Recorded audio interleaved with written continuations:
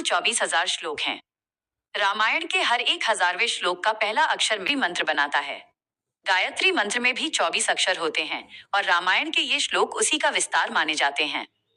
2. लक्ष्मण जी 14 साल तक नहीं सोए। अपने भाई और भाभी की सेवा करने के लिए लक्ष्मण जी ने 14 साल के वनवास में निद्रा का त्याग कर दिया था। इसी कारण उनका एक नाम गुडाकेश, नींद को जीतने वाला पड़ा। उनकी जगह उनकी पत्नी उर्मिला 14 वर्षों तक सोती रही थी। 3. रावण एक महान संगीतकार था। रावण सिर्फ एक विद्वान पंडित ही नहीं, बल्कि वीणा बजाने में भी माहिर था। उसे संगीत का इतना शौक था कि उसकी ध्वजा राम सेतु का निर्माण राम सेतु को बनाने में केवल 5 दिन का समय लगा था।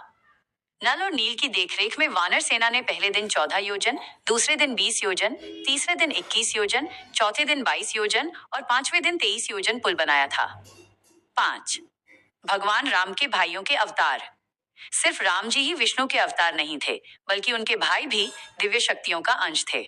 लक्ष्मण शेषनाग के अवतार, भरत विष्णु जी के गिलहरी पर सफेद धारियां। कथाओं के अनुसार जब राम सेतु बन रहा था, तब एक छोटी सी गिलहरी भी रेत डालकर मदद कर रही थी। भगवान राम उसकी भक्ति से इतने प्रसन्न हुए कि उन्होंने उसकी पीठ पर अपनी उंगलियां फेरी। माना जाता है कि तभी से गिलहरी की पीठ पर वो 3 सफेद धारियां मौजूद हैं।